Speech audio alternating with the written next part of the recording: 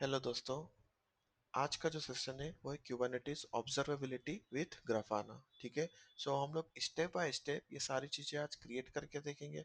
Last session जो हमने किया था उसमें हम लोगों ने ग्राफाना, प्रोमेथियस, नोट एक्सपोर्टर एक लिनक्स मशीन पे इंस्टॉल किया था। To understand how Grafana works हमने अलर्ट मैनेजर सेट किया था, जो कि हमने उसके ऊपर एक नोड जनरेटर यूटिलिटी इंस्टॉल, एक पॉड रन किया था, और लोड अप जाने के बाद में हमें अलर्ट आए थे। तो ये सारी चीज हमने उसमें वेरीफाई की थी। ठीक है। लेकिन आज का जो हमारा सेशन है, हम सेम चीज ही करने वाले हैं। यहाँ पे सिर्फ आज हम अलर्ट मैनेजर का यूज नहीं करेंगे, हमें कोई अलर्ट नहीं आएगा, लेकिन हम लोग ग्राफाना डैशबोर्ड में देखेंगे कि किस तरह से लोड अप जा रहा है। ठीक है। तो हम लोगों को क्या चाहिए होगा, इसके लिए एक AWS अकाउंट चाहिए होगा। ठीक है। जो आपका कॉर्पोरेट अकाउंट या प्राइवेट अकाउंट, जो भी आप एक अकाउंट यूज कर सकते हैं। जो भी इंफ्रास्ट्रक्चर आप क्रिएट करेंगे आप उसे डिलीट कर दीजिए once you are done with practical. हम लोगों को सबसे पहले उसके ऊपर एक नेटवर्क डिजाइन करना होगा। ठीक है। सो नेटवर्क किस तरह से हमने टेराफॉर्म में सब रिसोर्सेज दे रखे हैं, वो कुछ इस तरह से। सबसे पहले एक VPC क्रिएट होगा। There will be a multi AZ, है ना। यूएस इज 1A और 1B, हमने मल्टी एजी लिया हुआ है। फिर दो सबनेट क्रिएट होंगे, private subnet and public subnet in both the AZs. ठीक है। फिर हमने ये तो हो गया networking. So for we have take for EKS we have taken AWS EKS service. तो हमने एक EKS क्लस्टर जो हम क्रिएट करेंगे, उसमें हम एक नोड ग्रुप देंगे, जिसके कि दो नोड्स रहेंगे, worker node which will be type spot instances. ठीक है। हमने T3 डॉट मीडियम लिया है, आप चाहे तो उसको चेंज भी कर सकते हैं। ठीक है। तो हमने दो वर्कर नोड लिए हैं। And then for internet we have taken NAT gateway and internet gateway, है ना। अगर आपको इंटरनेट कुछ भी एक्सेस होना है जो वर्कर नोड्स है which is running on in your private subnet. ठीक है दोस्तों। Now as I said we have worker group, है ना। एक नोड ग्रुप रहेगा जिसके अंदर की दो नोड्स रहेंगे। इन नोड्स में एप्लीकेशन रन होगी। तो एप्लीकेशन रन होगी आज के इस डेमो में होगी PHP अपाचे की एप्लीकेशन, है ना। एप्लीकेशन आप कोई भी रन कर सकते हैं। मैंने स्पेसिफिकली PHP अपाचे की इसलिए दी क्योंकि हम लोग नोड जनरेटर यूज करके उसके ऊपर लोड डाल करके देखेंगे तो CPU शुड गो अप। क्योंकि अगर मैं यहाँ पे Nginx की जब एप्लीकेशन यूज कर रहा था and then I was using node generator, तो क्योंकि जो Nginx है वो it is more refined and more tuned. मैं उसको कितना भी लोड डाल रहा था वो 10% 50% के ऊपर नहीं जा रहा था, है ना। Nginx is very light weight. तो इसलिए मैंने PHP अपाची एप्लीकेशन का यूज किया है ना। ये हमारे जो पॉड्स है वो PHP अपाची एप्लीकेशन को रन करेंगे। आप यहाँ पे कोई भी पॉड ले सकते हैं। ठीक है। देन हमारा जो डीमन सेट हमने यहाँ पे सेटअप किया। सो बेसिकली हमने जो स्टैंडर्ड क्यूबरनेटिस की सर्विसेज है वो तो सारी रहेगी ई केस के अंदर। साथ ही साथ हमने एक मॉनिटरिंग हम लोग डिप्लॉय करेंगे, monitoring app. So monitoring app is for Grafana and Prometheus का जो स्टैक है ना, वो पूरा स्टैक हम लोग यहाँ पे ले लेंगे। तो ये क्या करेगा दोस्तों, प्रोमेथियस भी इसमें आ जाएगा और इसमें ग्राफाना भी आ जाएगा, है ना। मॉनिटरिंग में दोनों, और एक साथ ही साथ एक डीमन सेट मॉनिटरिंग रन कर देता है। तो दोनों ही वर्कर नोड पे देखेंगे मिनिमम वन पॉड मॉनिटरिंग का रन हो रहा होगा। ठीक है। फिर हमने HPA को भी यूज कर लिया यहाँ पे।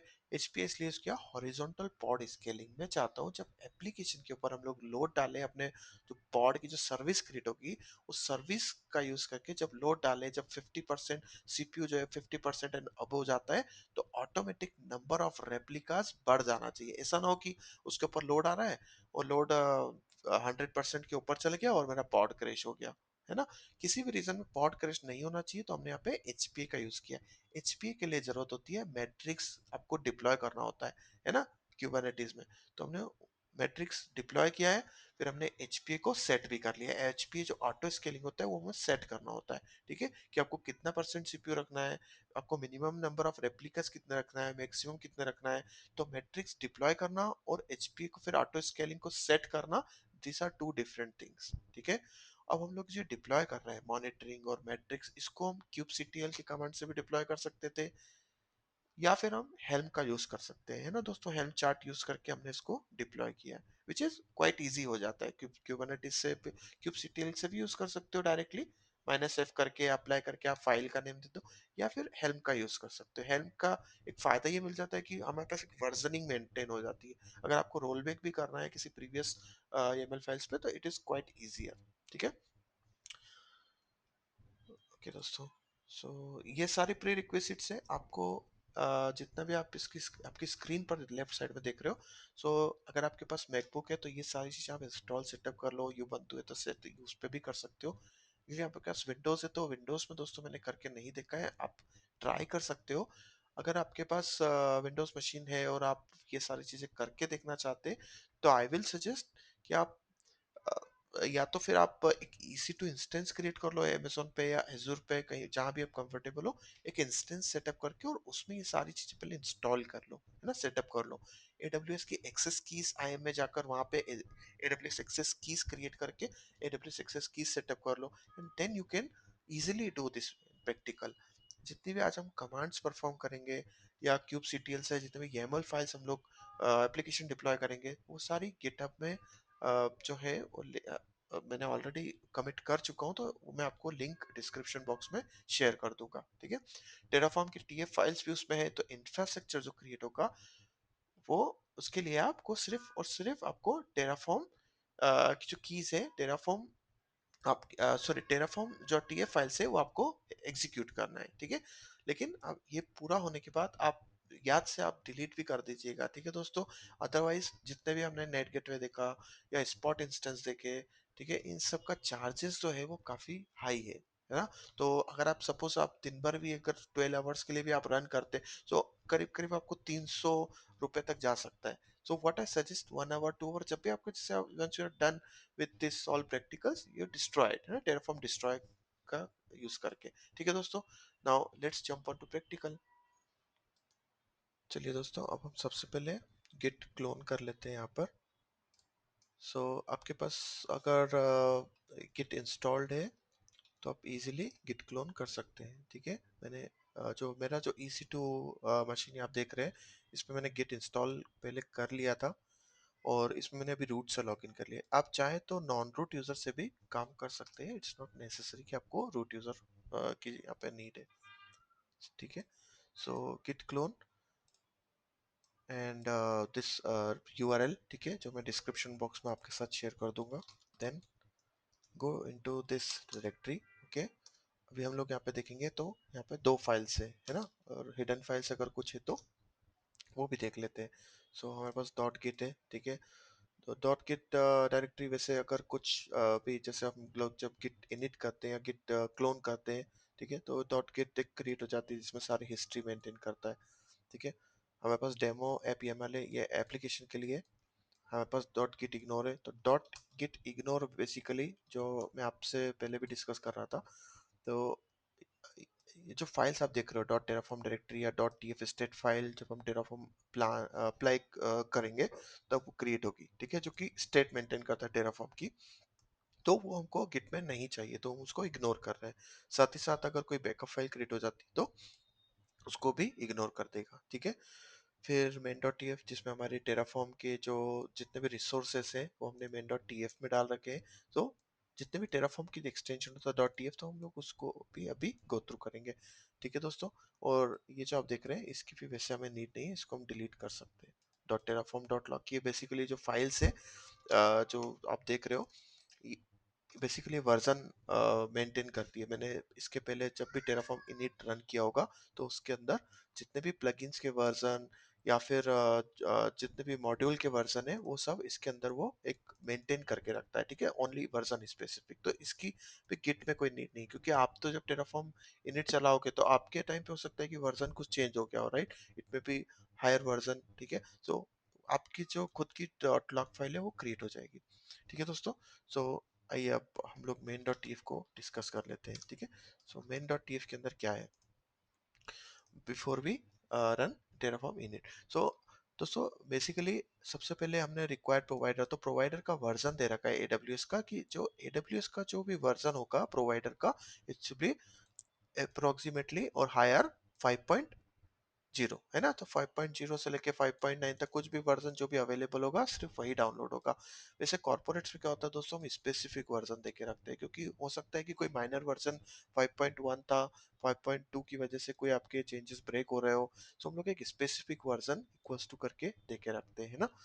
और प्रोवाइडर हम AWS का यूज़ करें तो AWS, अगर आप एज्योर पर हो तो एज्योर RM, और गूगल पर हो तो गूगल। वैसे आज के जितने भी रिसोर्सेस फाइल है उसमें हमने AWS स्पेसिफिक ही दे रखा है, ठीक है। तो GCP के लिए, एज्योर के लिए हम एक सेपरेट सेशन रिकॉर्ड करेंगे उसके लिए, ठीक है। तो प्रोवाइडर AWS, हम लोग जो रीजन यूज कर रहे हैं UST 1 है ना, तो 1A 1B ये यहाँ पे देने की जरूरत नहीं है, यहाँ पे हम लोग सिर्फ रीजन देते हैं, ठीक है। दूसरा फिर दोस्तों मॉड्यूल, ओके, तो मॉड्यूल VPC, तो हम लोग जो VPC क्रिएट कर रहे हैं, हम लोग चाहते तो रिसोर्स VPC क्रिएट कर सकते थे, लेकिन हमने यहाँ पे मॉड्यूल का यूज कर लिया। तो टेराफॉर्म में जो मॉड्यूल है इसका एक कंसेप्ट होता है dry, right, do not repeat yourself, जहाँ पे हम मॉड्यूल का यूज कर सकते हैं, है ना, मॉड्यूल का यूज कर सकते हैं। लेकिन जो भी चेंजेस होते हैं, मतलब जो आपके जो वेरिएबल होते हैं वो आप बाहर की जो आपकी मेन डॉट टीएफ है आप उससे भी प्रोवाइड कर सकते हो। तो जो मॉड्यूल है it is this is a bundle of your TF files, but ये जो आप देख रहे हो यहाँ पे, ये हमने वेरिएबल्स पास करके रखे रखे हैं। जो वेरिएबल्स हम देते हैं ये जाकर के मॉड्यूल्स में इंटीग्रेट होकर के, और ये मॉड्यूल जो है डिप्लॉय होता है ना, based on whatever we are given inside. So हमने क्या बोला, इसको यहाँ पे VPC क्रिएट करना है। मॉड्यूल जो हमने स्टैंडर्ड मॉड्यूल यूज किए हैं, ठीक है, VPC के, जो कि टेराफॉर्म की अपनी एक रिपोजिटरी, तो Terraform AWS modules VPC AWS, तो वर्जन ये होना चाहिए, VPC का नाम ये होगा, VPC का जो IP एड्रेसेस है वो ये होंगे, ठीक है। साइडर रेंज दे रखी है हमने यहाँ पे, फिर हमने इसको मल्टी एजी बता रखा है ना, मल्टी एजी में प्राइवेट सबनेट की रेंज, सब पब्लिक सबनेट की रेंज दे रखी है। Enable net gateway, yes true, क्योंकि नेट गेटवे मैंने बताया था आपको, क्या कुछ भी इमेजेस डाउनलोड होना है अगर प्राइवेट सबनेट में, तो हम लोग नेट गेटवे का यूज करेंगे। तो हमारे VPC में हम लोग नेट गेटवे भी ले रहे हैं ना। उसके बाद में सिंगल नेट गेटवे, हमको दोनों पब्लिक, दोनों ही मल्टी एजी में हमको जरूरत नहीं है नेट गेटवे की। अगर बहुत हाई एंड एप्लीकेशन है तो हो सकता है आपको नीड हो, बाकी मेरे हिसाब से आपको उतने भी जरूरत नहीं है, तो आप सिंगल गेटवे में इसको रख सकते हो, है ना, which will save money. Enable DNS host name, yes. साथ ही साथ फिर हम EKS क्रिएट करें, EKS का भी दोस्तों हमने मॉड्यूल ले लिया, यहाँ पे हम लोग फिर से रिसोर्स क्रिएट कर सकते थे, बट स्टैंडर्ड मॉड्यूल ही है तो हमने मॉड्यूल का यूज कर लिया, ठीक है। दिस वर्जन, क्लस्टर का जो नेम है विपिन EKS क्लस्टर, आप नाम चाहें आप कुछ भी रख सकते हैं। वर्जन मैंने लिया 1.31, ठीक है। इसको हमें VPC बताना होता है EKS को, और सबनेट बताना होते हैं हमको। पब्लिक एक्सेस हमको kubectl का यूज करना है अपने लोकल मशीन से, तो यस मैंने इसको ट्रू कर दिया। हम लोग जो इंस्टेंसेस ले रहे हैं स्पॉट इंस्टेंसेस ले रहे हैं, ठीक है दोस्तों, ऑन डिमांड भी ले सकते थे, बट द थिंग इज उसका चार्जेस जो है विच इज 70% हायर। सो हम लोग स्पॉट इंस्टेंस ले रहे हैं, अपने को कम रेट पड़ेगा, और वैसे भी हमको सिर्फ और सिर्फ एक जैसे कि आपको प्रैक्टिकल करके देखना है, which will hardly take 1 hour और 2 hours, right, maximum. So spot instance which is fine, but अगर आप कॉर्पोरेट में आपके प्रोडक्शन एनवायरनमेंट में कर रहे हैं, then I will suggest go with on demand या फिर रिजर्व इंस्टेंसेस, ठीक है दोस्तों। Minimum instance 1, maximum instance 5, desired is 2, है ना। सो डिजायर्ड 2 मतलब मिनिमम वो 2 इंस्टेंस तो वो रन करेगा, है ना, डिजायर्ड 2 इन एनी केस। हम लोगों ने जो इंस्टेंस टाइप लिया है वो लिया T3.medium। तो AWS जो है वो मतलब जब स्क्रिप्ट ट्रिगर होगा, चलेगा, तो स्पॉट इंस्टेंस AWS में जो API वो सर्च करेगा कि भाई T3.medium स्पॉट इंस्टेंसेस अवेलेबल है। अगर उसको अवेलेबल मिल जाते हैं तो हमको जो ये 2 इंस्टेंस हमारे क्रिएट हो जाएंगे, है ना, डिजायर्ड इंस्टेंस 2। सपोज अगर नहीं मिलते हैं, अगर आपको लग रहा है कि इट इज टेकिंग टाइम या आपके नोड अवेलेबल नहीं हो रहे, तो दोस्तों हो सकता है कि वो स्पॉट इंस्टेंस उस टाइम पे अवेलेबल ना हो। तो उसके लिए 2 ऑप्शन है, या तो आप थोड़ी देर से फिर से स्क्रिप्ट को ट्राई करिए, फिर से आप टेराफॉर्म डिस्ट्रॉय करके टेराफॉर्म अप्लाई कर रन कर सकते हैं, और I will suggest wait for some time, ठीक है। नोड ग्रुप ऑटोमेटिकली जो है आपके स्पॉट इंस्टेंस को सर्च कर लेगा। या दोस्तों एक दूसरा तरीका है कि यहाँ पे आप इंस्टेंस टाइप को आप चेंज कर लो, है ना, maybe you can take T3.small, ठीक है, या फिर T2.medium, वो भी ले सकते हो, या फिर आप कॉमा सेपरेटेड में आप चाहो तो अरे में भी आप ले सकते हो। तो उसमें क्या होगा, फर्स्ट वो ट्राई करेगा T3.medium, सेकेंड ट्राई करेगा T2.small, थर्ड ट्राई करेगा जो भी आपने इंस्टेंस दे रखा है इंडेक्सिंग में, वो सर्च करेगा one by one. But in my case मुझे एक ही बार T3.medium का ऐसा इश्यू आया था कि स्पॉट इंस्टेंसेस मुझे अवेलेबल हुए थे, क्रिएट हुआ था while I was working on it, है ना, while I was doing my work, and I uh, got to know कि ओके मेरे जो नोट्स है वो डिलीट होना चालू हो गए ऑटोमेटिकली, ठीक है। सो वो इसलिए कि स्पॉट इंस्टेंसेस थे and AWS want to take it away, है ना। सो ऑटोमेटिकली वो अनशेड्यूल्ड हो गए, वहाँ पे कोई नया पॉड प्लेस नहीं हो रहा था। फिर थोड़ी देर के बाद वो नोड भी डिलीट हो गए, फिर ऑटोमेटिकली नए वापस से रिक्रिएट हो गए थे। ठीक है, इसके बाद हम एक सिक्योरिटी ग्रुप्स भी अलाउ कर रहे हैं, security group just for so my load generator can access to application है ना, जो अपन की PHP अपाचे एप्लीकेशन है उसको हम लोग लोड डाल करके देखेंगे तो वो एक्सेस कर पाए, इसलिए हम लोगों ने सिक्योरिटी ग्रुप में अलाउ करके रखा है। ठीक है दोस्तों, इसको क्विट कर देते हैं यहाँ पर। अब सबसे पहले क्योंकि हम लोग सिर्फ और सिर्फ इंफ्रास्ट्रक्चर क्रिएट कर रहे हैं, तो यहाँ पे मैं रन करूंगा टेराफॉर्म इनिट। जब हम टेराफॉर्म इनिट क्रिएट करेंगे तो आप ये देखोगे, एक सेकेंड, अभी इसको मैं रन नहीं कर रहा हूँ, अभी यहाँ पे कोई टेराफॉर्म करके कोई डायरेक्टरी नहीं है, राइट। लेकिन जब मैं टेराफॉर्म इनिट रन करूंगा तो डॉट टेराफॉर्म करके एक डायरेक्टरी क्रिएट हो जाएगा। ठीक है, जिसके अंदर जितने भी मॉड्यूल्स प्लगइन्स है वो सब उसके अंदर जाके कॉपी हो जाएंगे। तो वैसे हमको कुछ लेना देना नहीं होता है डॉट टेराफॉर्म से, टेराफॉर्म खुद ही उसको मैनेज करता है। ठीक है, डाउनलोड करता है।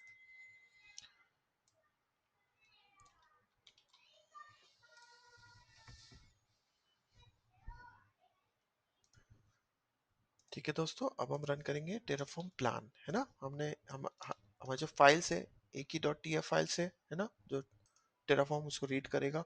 सो इसके अंदर जितने भी रिसोर्सेस है, आई थिंक 51 या 52 रिसोर्सेस जो भी है, वो प्लान में हमें बताएगा कितने रिसोर्स क्रिएट होना है। ठीक है, इसके बाद हम लोग रन करेंगे terraform apply. So let's wait for terraform plan. Okay friends, now it is saying 52 जो रिसोर्सेस है वो नए ऐड होना है ना। Zero change zero destroy. ठीक है, अब यहाँ पे देखेंगे तो डॉट टेराफॉर्म डायरेक्टरी क्रिएट हो गया।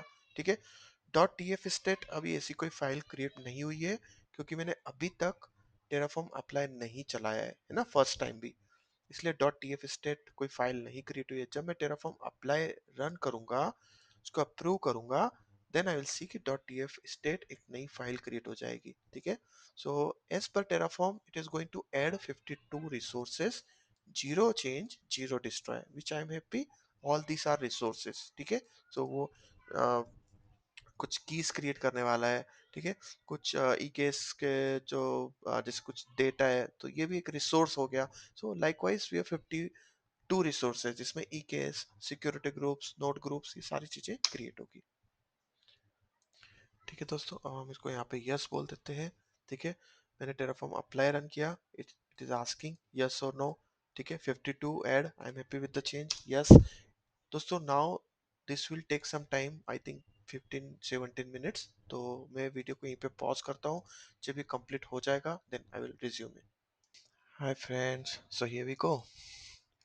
अभी आप स्क्रीन पर जैसे देख रहे हो, install like terraform apply complete हो चुका है। ठीक है, it took approximately 15-17 minutes.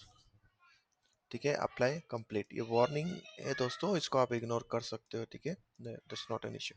So apply is complete, 52 resources added, है ना। चलो अभी अपन इसको क्विकली वेरीफाई कर लेते हैं। The first thing is I will check whether my VPC is created or not. ठीक है, so describe VPC AWS EC2 describe VPCs filter दे दिए query। ठीक है, so as we can see there is one VPC, उसका CIDR range ये है।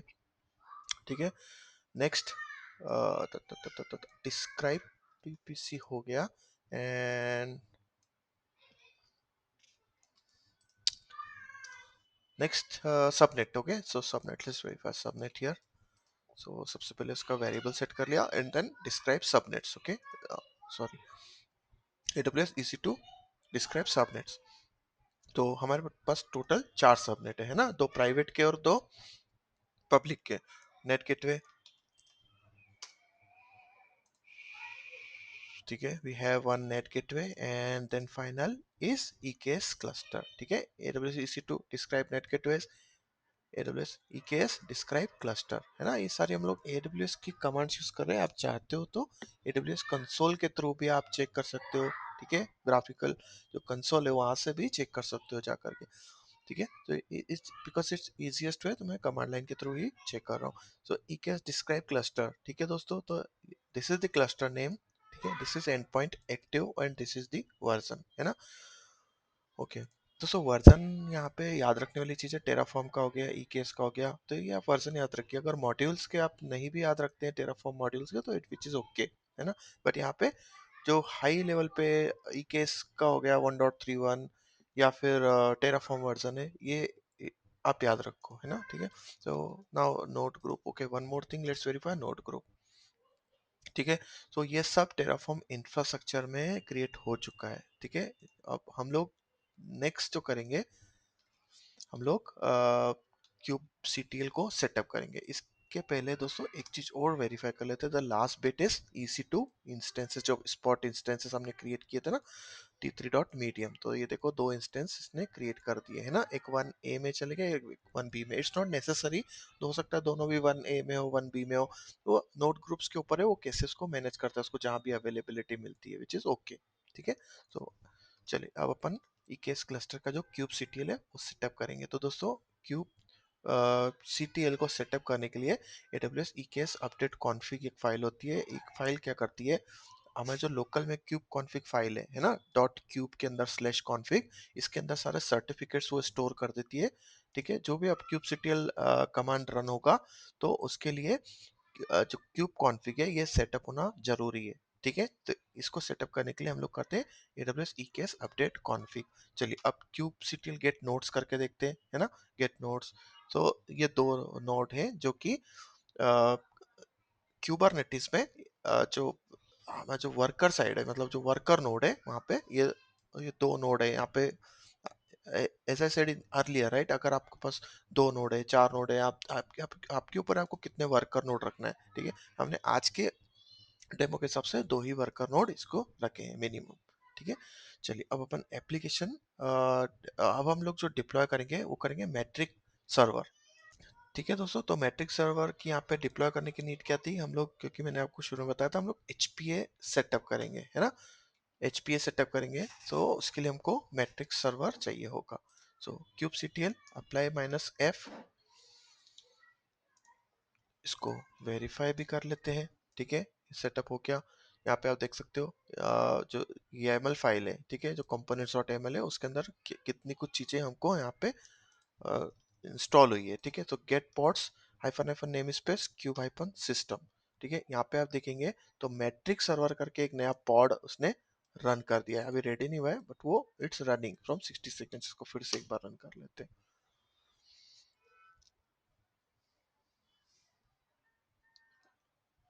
Okay, let's give it few minutes, जब तक हम लोग जो है सर्विस अकाउंट वेरीफाई कर लेते हैं। तो इसने एक सर्विस अकाउंट को भी सेटअप किया है, तो आप यहाँ पे देखोगे मैट्रिक्स हाइफन सर्वर, ठीक है, 40 seconds ago. So which is fine, ठीक है। अब हम लोग जो एप्लीकेशन को डिप्लॉय करेंगे, सो एप्लीकेशन को डिप्लॉय करने के पहले एक बार वेरीफाई कर लेते हैं, एक बार देख लेते हैं भाई डिप्लॉयमेंट YAML के अंदर क्या क्या लिखा है ना। सो हम लोग जो कुबरनेटिस में रिसोर्स टाइप क्रिएट करें विच इज़ डिप्लॉयमेंट, हमने नेम PHP अपाचे दिया है, number of replicas will be 2, ठीक है। लेबल PHP अपाचे, यहाँ पे हमने जो टेम्पलेट है, टेम्पलेट में भी जो लेबल दिया है PHP अपाचे, ठीक है। टोपोलॉजी स्प्रेड कंस्टेंट, ये आप नहीं भी दोगे तो चलेगा, ये हमने इसलिए दिया है क्योंकि बिकॉज आई वांट मिनिमम जो है वन पॉड तो रन होना चाहिए वन वर्कर नोड में, है ना। We want to spread across the worker nodes, इसलिए हमने टोपोलॉजी स्प्रेड कंस्टेंट दिया है, आप नहीं भी दोगे तो चलेगा, ठीक है। कंटेनर्स, तो कंटेनर की जो इमेज है वो हमने दे रखी है HPA हाइफन एग्जाम्पल, ठीक है। कंटेनर पोर्ट ये है, इसका टारगेट पोर्ट वगैरह हम सेट करेंगे सर्विस में। तो कंटेनर पोर्ट का जो पोर्ट है पोर्ट 80 है। लिमिट्स और रिसोर्स यहाँ पे दे रखे हैं। HPA जब हम सेट करते हैं तो उसकी रिक्वायरमेंट होती है आपको लिमिट तो देना है ना, रिसोर्सेज के अंदर हम लोग लिमिट कम से कम आपको देना होती है, ठीक है। सो लिमिट और रिसोर्स, सॉरी, रिक्वेस्ट जो है, रिक्वेस्ट हमको इसमें देना होती है ना, रिक्वेस्ट। सो बेसिकली क्या होता है, जब आपका कंटेनर अप आता है तो मिनिमम कितनी रिक्वेस्ट पे वो स्टार्ट होगा, है ना, इनिशिएट होगा। तो सीपीयू जो है मिनिमम और 200 मिली कोर्स पे सीपीयू जो है वो स्टार्ट होगा, अप टू इसकी लिमिट कितनी है, तो 500 तक की उसकी लिमिट है। तो दोस्तों जब भी हम लोग HPA या मैट्रिक्स हम लोग सेट करते हैं, हम लोग जब भी ऑटो स्केलिंग सेट करेंगे तो रिक्वेस्ट आपको देना है ना।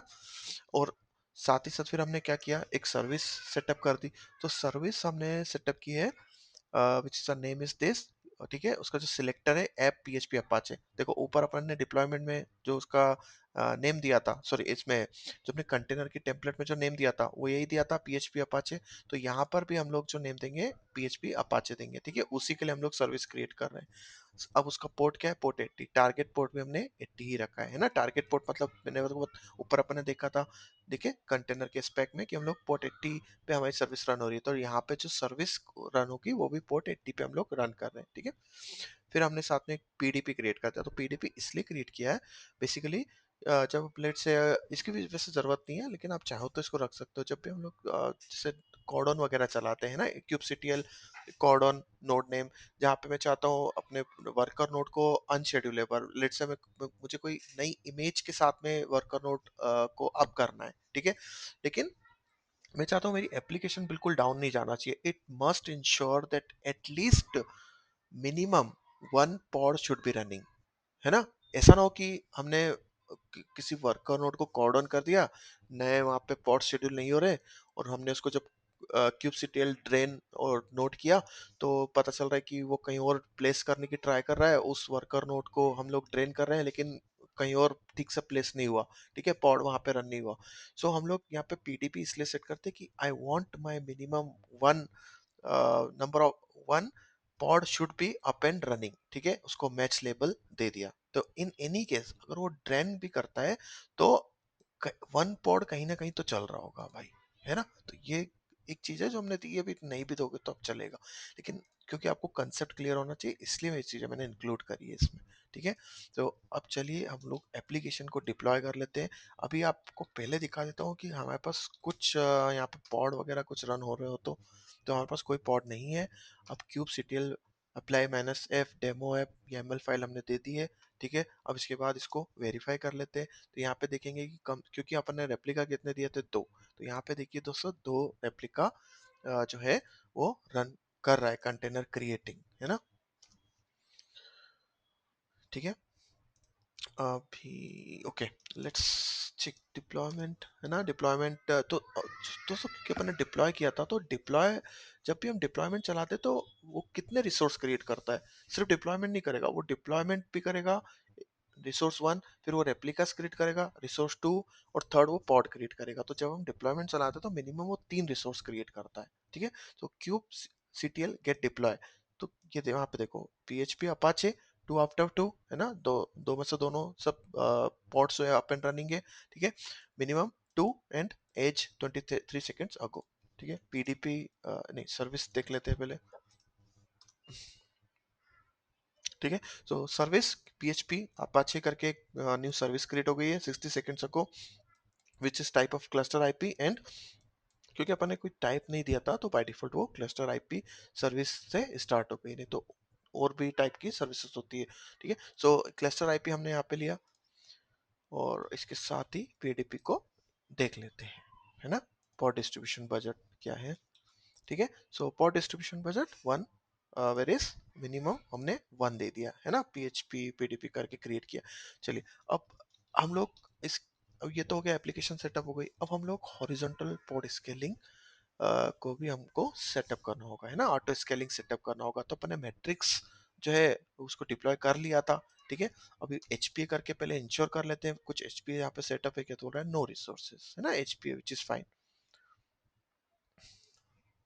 ठीक है दोस्तों। तो अब यहाँ पे हम लोग एक अपनी बता देते हैं कि जो एक ऑटो स्केलिंग सेट करना है ना, which is on the deployment का जो नेम है PHP Apache, CPU परसेंटेज रखना है 50, 50 के ऊपर जाता है तो एक नया पॉड जो है वो क्रिएट हो जाएगा। मिनिमम नंबर कितने रखना है, मिनिमम को 2 रखना है, मैक्सिमम कितने रखना है, 10 रखना है, ठीक है। तो ये हमने एक ऑटो स्केलिंग सेट कर दिया। अब एचपी को एक बार और वेरीफाई कर लेते हैं, ठीक है।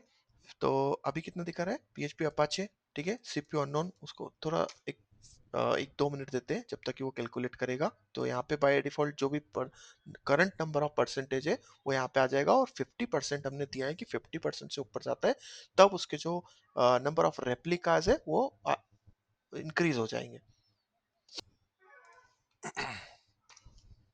ठीक है दोस्तों। तो क्यूबसिटियल गेट एचपी है, ठीक है, नंबर ऑफ 0%, और अभी जो है हमारे पास 2 रेप्लिकास रनिंग है ना दोस्तों।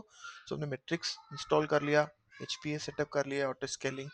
अब अगर मेरी एप्लीकेशन के ऊपर लोड आता है तो it should automatically scale up.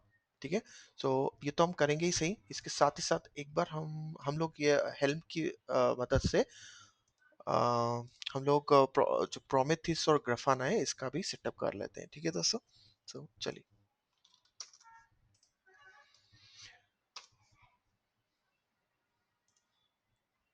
क्योंकि मेरे पास हेल्म रिपोजिटरी ऑलरेडी सेटअप थी, तो मुझे सिर्फ रिपो अपडेट करने की ज़रूरत है। ठीक है, फिर इंस्टॉल करने की ज़रूरत है।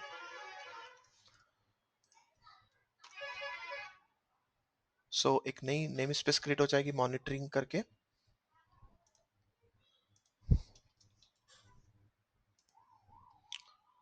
Okay, now let's verify namespace. So kubectl get ns and we can see एक न्यू मॉनिटरिंग नेम स्पेस इसने क्रिएट कर दिया है। मॉनिटरिंग नेम स्पेस के अंदर कौन से पॉड रनिंग है, लेट्स वेरीफाई। ठीक है, तो ये सारे पॉड मॉनिटरिंग नेम स्पेस के अंदर अपन देख सकते हैं। अगर आपको देखना है कि what all resources are running under monitoring namespace, you can use kubectl get all hyphen namespace. Okay, so let's see, as you can see right, so यहाँ पे pods running है। ठीक है, monitoring namespace के अंदर, then it has created some services, then it has created a daemon set, okay, and deployments। okay, so ये सारी चीजें and replica set also, which it has created under the monitoring namespace. ठीक है दोस्तों, अब let's verify our Grafana is up और not. But Grafana को अब इसके लिए हमको एक पोर्ट फॉरवर्ड करना होगा। ठीक है, so let me first take the password. So यहाँ पे आप देख सकते हो ये जो कमांड का यूज करके, जो कि ग्राफाना जब हमने डिप्लॉय किया था तब भी उसने ये हमको कमांड दी थी। ठीक है, to get the password of admin run this command. Okay, so यहाँ पे ये कमांड रन करके बेस 64 इनकोडेड में जो पासवर्ड है वो हमारा ये ग्राफाना का। ठीक है, so now let's verify Grafana is up और नॉट। ठीक है दोस्तों, तो ये जो आप आईपी एड्रेस देख रहे हो ये मेरा EC2 का आईपी है। अगर आप यही सारी कमांड्स लोकल होस्ट पे चला रहे हो तो you have to give localhost colon 3000। सो अभी देख सकते हैं कि this this is not reachable yet. ठीक है, तो इसके लिए हमको पोर्ट फॉरवर्ड की सेटिंग करना होगी।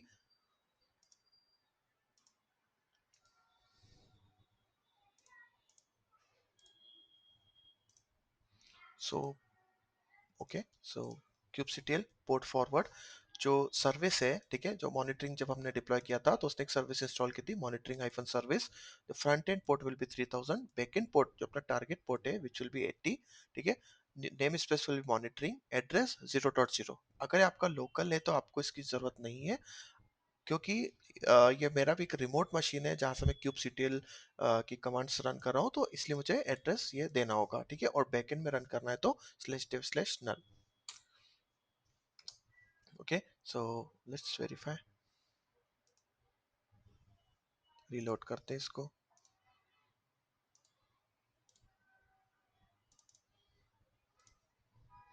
Yes, it is coming up now. Admin और इनिशियल पासवर्ड है ना जो अपन kubectl गेट सीक्रेट्स करके किया था, password, and we can see Grafana is up. है ना, मॉनिटरिंग हमने इंस्टॉल किया, डिप्लॉय किया, पोर्ट फॉरवर्ड कर दिया, यहाँ पे ग्राफाना जो है वो अप आ गया। ठीक है, अब इसको हम लोग एक बार चेक करते हैं कि हमें जो एप्लीकेशन है PHP अपाचे करके वो यहाँ पे दिखा रहा है। सो आपको फर्स्ट वाला यहाँ पे चूज करना है which is under the computer resources name spots, इसमें आप जाते हो। ठीक है, तो यहाँ पे आप देख सकते हो या जो आपकी एप्लीकेशन है PHP अपाचे वाले जो हमारे पॉड्स रन हो रहे हैं अभी। ठीक है, वो यहाँ पे इसका दिखा रहा है। तो load which is quite normal, क्योंकि अभी जो HPA में भी हमने देखा था जो CPU परसेंटेज था वो सिर्फ 0% था। अब हम लोग इस नेक्स्ट स्टेप हम लोग नोड जनरेटर का यूज करके और CPU के ऊपर लोड डालेंगे and we will see that it should go up. ठीक है, इसके लिए हम लोग पहले वेरीफाई कर लेते हैं अभी HP का क्या स्टेटस है। kubectl get HPA। So CPU is 0%. Okay, number of replicas are 2. Now let's start load generator. Okay, so basically क्या करेगा, एक load generator एक नया pod create करेगा। Okay, the image type will be busybox. Okay, it will never start अगर वो एक बार किल हो जाता है, अगर डिप्लॉयमेंट उसका पॉट डिलीट हो जाता है तो it will not start up. ठीक है, और उसके अंदर जो है wget की एक यूटिलिटी को रन करेगा on the this service name php-apache। तो दिस पॉड इज क्रिएटेड। ठीक है, so now let's verify hpa। ठीक है, इसको हम लोग -w का यूज करते हैं। Okay, so it will keep on watching it. तो यहाँ पे देखिए लोड यहाँ पे 0% था, यहाँ पे 30% हो गया। ठीक है, नंबर ऑफ रेप्लिकास अब इंक्रीज होना चालू हो जाएंगे, 2 से 4, 4 से 6, डिपेंड्स ऑन द लोड कितना है। Okay, 144%। Okay, which is much much higher. तो अभी नंबर ऑफ रेप्लिकास जो है वो बढ़ जाना चाहिए।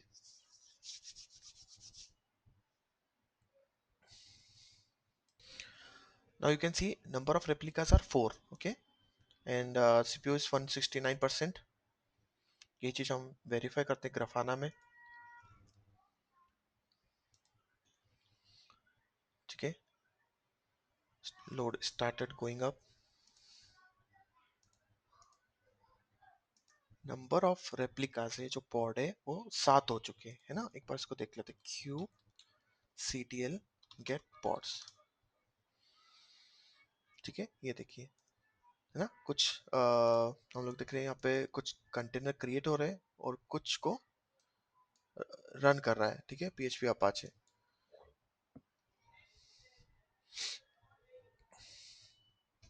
hpa के ऊपर लोड देखते हैं।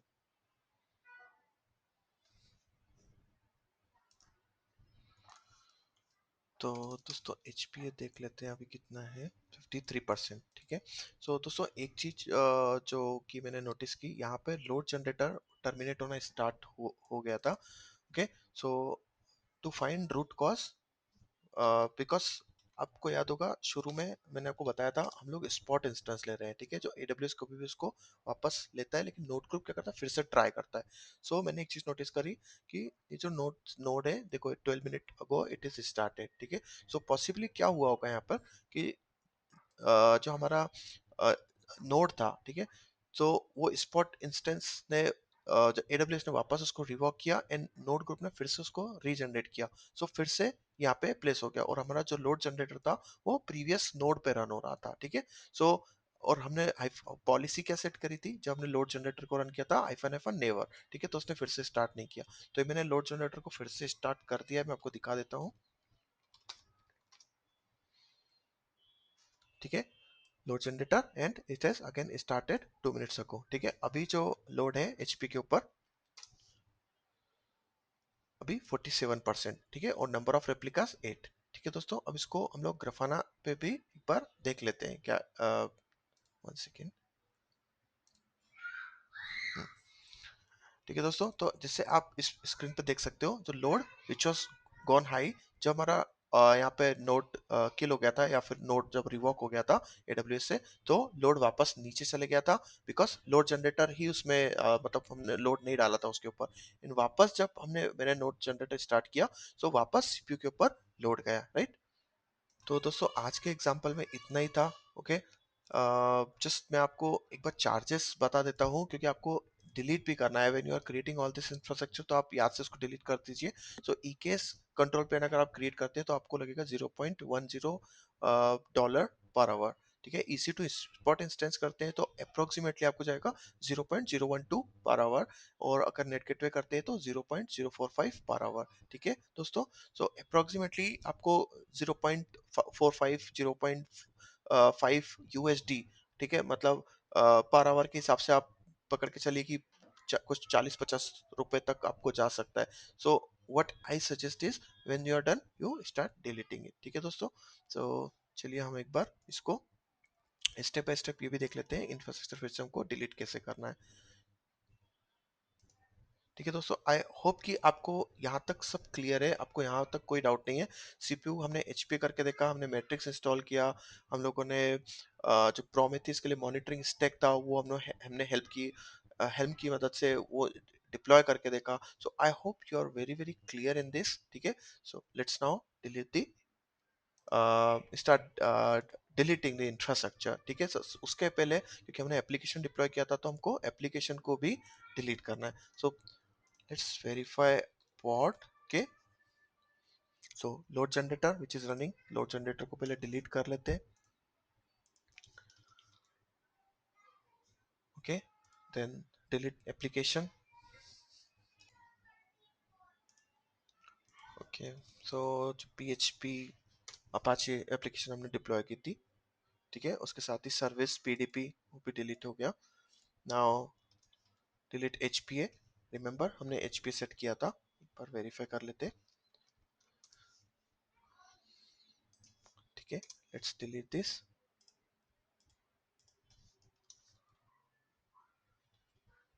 Uninstall monitoring. ठीक है, सो उसने एक नेम स्पेस क्रिएट हुआ था जिसमें कुछ पॉड्स रन हुए थे, सर्विस अकाउंट क्रिएट हुए थे. सब by using helm uninstall, we can uninstall that from Kubernetes. And then the final step is Terraform destroy. ठीक है दोस्तों, so ये करना मत भूलिएगा. ओके दोस्तों, it will take around 15-20 minutes. I hope you enjoyed the session. आप ensure करिएगा कि ये Terraform destroy प्रॉपर जो थे पूरा फिनिश हो जा रहा है. ठीक है दोस्तों. Okay friends, so the final bit, we have destroyed entire 52 resources. Okay, so make sure करिएगा कि all the resources are destroyed. ठीक है, अभी अगर हम लोग यहाँ पर रन करते हैं AWS EKS describe cluster, so it should be saying no resources. Okay friends, no cluster found for name. Okay friends, thanks for watching. Bye.